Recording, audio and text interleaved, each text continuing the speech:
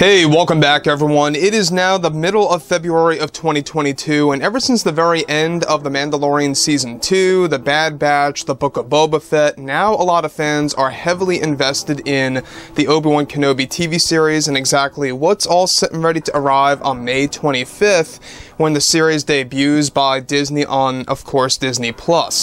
This is Mike Zero. Make sure to subscribe if you're new to the channel for future Star Wars updates.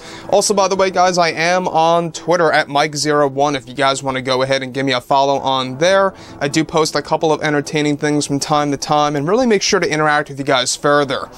So what's even all the more exciting right now is that we have, of course, George, John, and Dave all working together as a team to really drag in Star Wars Legends and mixing things in with the Disney canon to kind of create this unique Star Wars universe that's still somewhat going to be very familiar to Star Wars Legends fans, but also it's going to be something fresh and new for either the casual and new fans out there alike. Now, we already know that, of course, everything ranging from all of the new Star Wars TV shows, such as the Ahsoka series, which, by the way, begins filming by this April. It was supposed to film in March. It got a little delayed. We have, of course, a lot of problems with the Acolyte series, I should say, by Kathleen Kennedy. You know, that one project in particular, who knows exactly what's going to happen with that in the next couple of months. But one thing that a lot of fans have been very intrigued about is exactly what's going on with all of the other Star Wars TV shows that have yet to have been announced that will be featured at Star Wars Celebration this May, as well as future events later in 2022, leading into 2023 as well. So basically the roadmap is going to be an ever-evolving, series of TV shows, movies, books, novels, and comics. Now, on top of all of this, with the new Star Wars universe as an ever-evolving process by John and Dave, of course, both Disney and Lucasfilm are doing everything in their power in order to bring Star Wars back to its roots for the new Star Wars TV shows and even the new movies that will be announced at this year's celebration. Now, further, it's noted, however, that recently John and Dave had to make a very important decision for one of their important projects that is set to debut sometime in 2024 or 2025. That is said to be the Rise of Skywalker sequel series that will feature characters like Rey once again. However, recently both John and Dave, as well as the Disney higher-ups, had to make a quick decision to recast Rey in the series, as Daisy Ridley holds no interest in returning for this project in particular.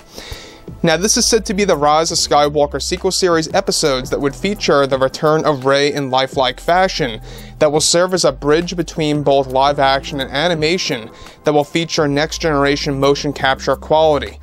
Now, further, it's described that both John and Dave made this final, that they would actually recast Rey in the series by either using actress Keira Knightley or Rachel Weisz to not just, of course, provide the voiceover work for Rey, but also the visuals of an older version of Rey in the series.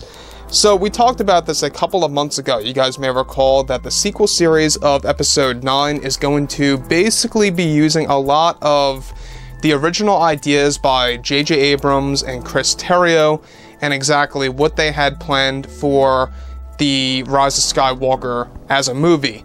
Now, obviously, a lot of JJ's ideas pretty much got tossed to the side and deleted by Kathleen Kennedy. They had so much Palpatine material that they had, more than enough to work with. There was a lot of stuff that they were pre-planning with for Matt Smith, and a lot of new revelations that were going to come to light about the Skywalker saga. I mean, there was a lot of things in store for Episode 9 that are now going to be used in the sequel series. Now, obviously, a lot of fans, I believe, are not really going to have, a big, problem with this entire decision of recasting Rey for a series like this in particular. Now, we already know that John and Dave, they really do love working with abandoned Star Wars, concepts or ideas. We saw a great example of this in the Book of Boba Fett. A lot of older ideas from either Legends or unapproved concepts from Star Wars Legends were actually used in the Book of Boba Fett. If you guys watch very, very, very carefully, you will notice that. So, on top of this, alright, what's really exciting further is that Both Rachel and Kira have been in the talks with Jon and Dave for a while now about this project, as Daisy wants to keep her involvement with Star Wars at a minimum. Now, so far, Daisy is set to appear as Rey again in the form of many cameos in live-action form in different Star Wars shows. However, Daisy was not ready for her very own project just yet, as she wants to focus on other movies and TV shows to work on besides Star Wars for the time being. So, Daisy has a rightful point there. The fact that she does not want to focus on a full-on TV show that would require her pretty much in every episode. She wants to shy away from that, and I don't blame her, because obviously I think that she's very well aware that there's a lot of fans out there that don't really care about the character of Rey, and there's also a lot of characters in the sequel series that fans don't necessarily care about. And that's exactly why Oscar Isaac and John Boyega have no intention of return on any level at all. You know, whether it's going to be a live-action show or an animated show, they just don't care. They don't want to come back. So, as for Daisy Ridley, she will be making cameos in live-action form in other Star Wars shows, but for this one, they are going to be recasting Rey using either Rachel or Kira. Now, in case you guys didn't know, Kira was already in Star Wars Episode 1, The Phantom Menace, as Padme's double. If you guys actually remember, she's already a part of the Star Wars universe technically. So that would kind of be like poetry in a sense by George, Jon, and Dave to use her. And it could also maybe create a little bit of a confusion there as to why they would bring Keira Knightley back.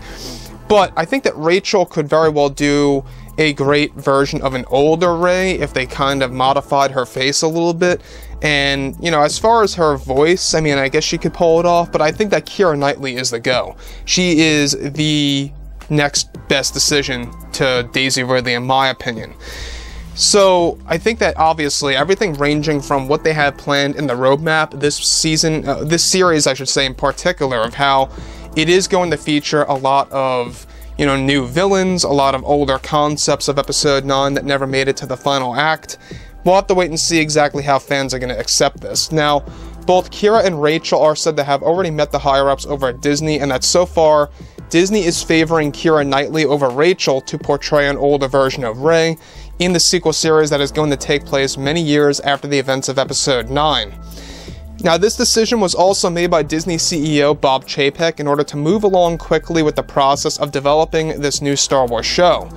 Daisy Ridley is described to also have had conversations with both Rachel and Kira, giving them the okay to move ahead in the conversations with Jon and Dave on their attempt to fill the role as an older version of Rey in this new epic series that will feature new foes, new adventures, and even brand new revelations to the Skywalker lineage.